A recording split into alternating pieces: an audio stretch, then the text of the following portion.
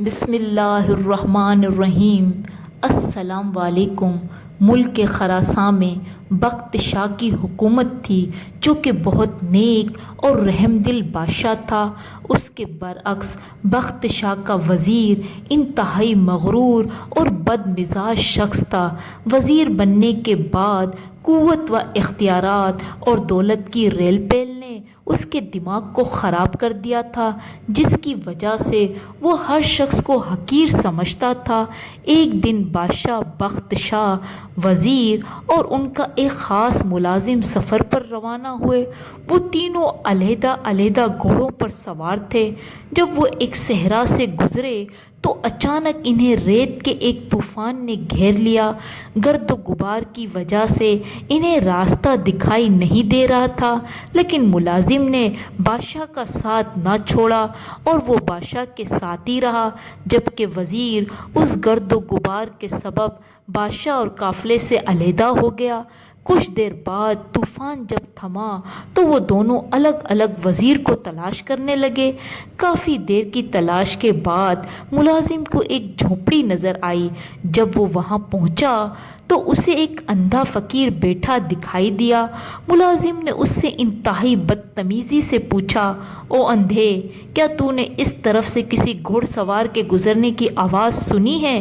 فقیر نے جواب دیا، نہیں بھائی، مجھے تو کچھ نہیں سنائی دیا۔ ملازم جواب سن کر آگے بڑھ گیا۔ تھوڑی دیر بعد وزیر بھی اپنے ساتھیوں کو تلاش کرتا ہوا ادھر سے گزرا۔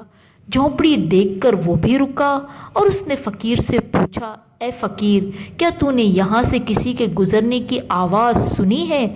فقیر نے وزیر کو بھی وہی جواب دیا جو ملازم کو دیا۔ وزیر بھی وہاں سے آگے بڑھ گیا۔ کچھ ہی دیر گزری تھی کہ بخت شاہ بھی اسی جھونپڑی کے پاس سے گزرا۔ فقیر کو دیکھ کر گھوڑے سے اترا۔ پہلے فقیر کو سلام کیا، اس کے بعد انتہائی ادب سے پوچھا، شاہ صاحب، کیا آپ نے کسی گھوڑے کی آواز یہاں سنی ہے؟ نابینا فقیر نے جواب دیا، جی ہاں جہاں پناہ، پہلے حضور کا ملازم ادھر سے گزرا، پھر آپ کا وزیر۔ بادشاہ کو یہ سن کر بہت حیرت ہوئی۔ اس نے پوچھا، شاہ صاحب، آپ تو نابینا ہیں، آپ کو کیسے معلوم ہوا کہ میں بادشاہ ہوں؟ اندھے فقیر نے مسکرا کر جواب دیا، عالی جاں، آپ کے ملازم نے مجھے اندھا کہا، آپ کے وزیر نے مجھے فقیر کہا اور حضور نے مجھے شاہ صاحب کہہ کر مخاطب کیا، لہٰذا گفتگو اور لہجے سے میں نے اندازہ لگا لیا کہ کون کس مرتبے کا ہے۔ بخت شاہ فقیر کی دانش مندی سے بہت خوش ہوا اور اسے انعام و اکرام دینے کی کوشش کی، لیکن فقیر نے انعام لینے سے صاف انکار کر دیا۔ بادشاہ فقیر کی جھونپڑی سے محل کی طرف روانہ ہو گیا۔ وزیر اور ملازم بھی رات تک محل پہنچ گئے۔ بادشاہ نے ان دونوں سے فقیر سے بیہودہ انداز میں گفتگو کرنے پر سرزنش کی، پھر دونوں کو سمجھایا کہ اعلیٰ مرتبے یا عہدے کے نشے میں کسی انسان کو کمتر اور حقیر نہیں سمجھنا چاہیے۔ یہ سب کچھ اللہ تعالیٰ کا دیا ہوا عطیہ ہے، لیکن یاد رکھو، خالق کائنات اگر کسی کو کچھ دیتا ہے تو وہ اسے واپس لینے کی بھی پوری قدرت رکھتا ہے۔